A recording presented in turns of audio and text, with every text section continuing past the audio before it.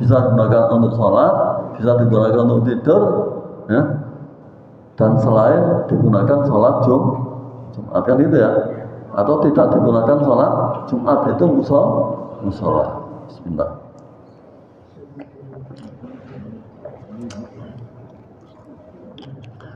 Musola itu pertama digunakan atau sholat id itu di musola.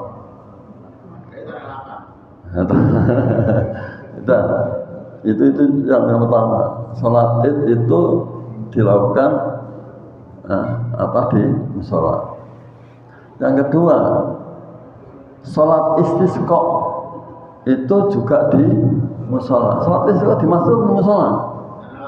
Ya tahu di musola. Yang ketiga, ya, menyembelih kurban di musola apa? Di masjid. Di musola. Yang keempat, musola itu adalah tempat untuk eksekusi narapidana. Apakah yang dimaksud empat hal itu dilakukan di musola itu yang dimaksud musola itu tempat tertutup atau bangunan?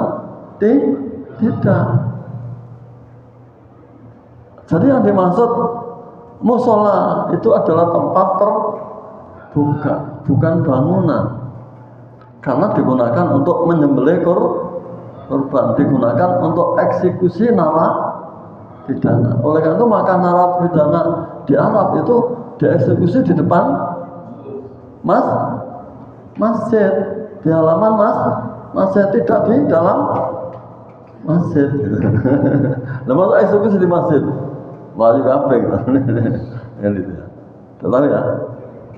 Artinya yang dimaksud musola itu bukan yang dimaksud musola menurut kita. Berarti kalau kita sholat tahiyatul masjid di musola yang kita pahami sekarang ini berarti boleh kan? Hah? Kita kan sholat tahiyatul masjid masuk musola seperti yang kita pahami sekarang. Tidak ada sholat tahiyatul masjid di musola. Yang ada itu tahiyatul masjid itu di masjid.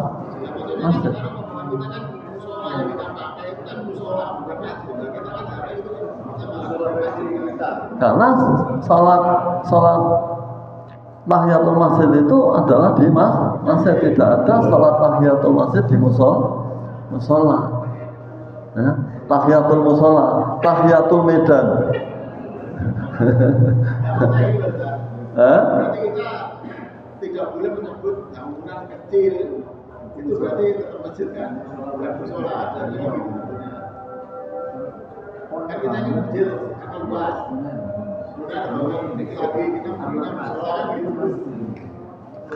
Inilah yang terjadi, bahwa ternyata apa yang kita pahami selama ini itu tidak sepenuhnya berdalil.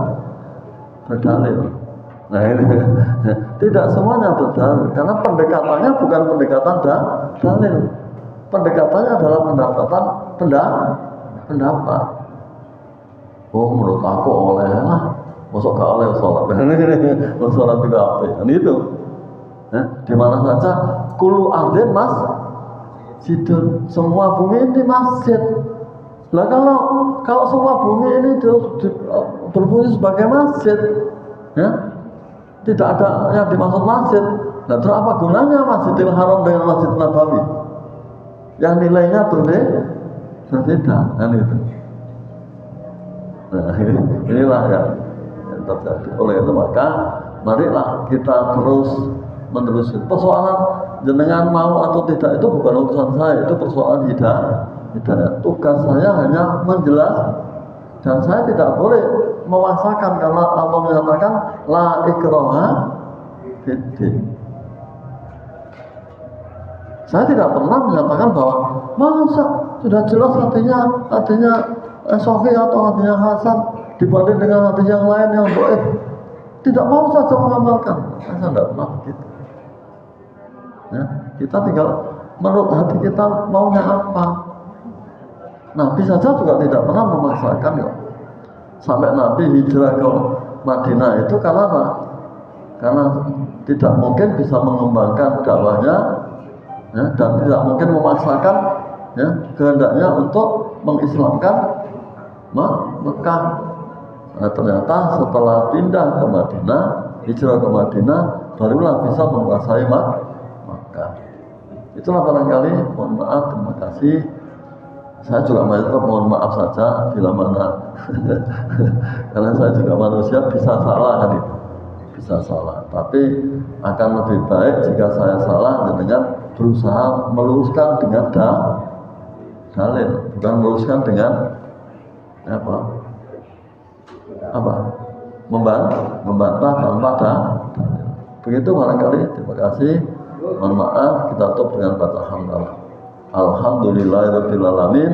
Billahi taufiq wal hidayah. Assalamualaikum warahmatullahi wabarakatuh.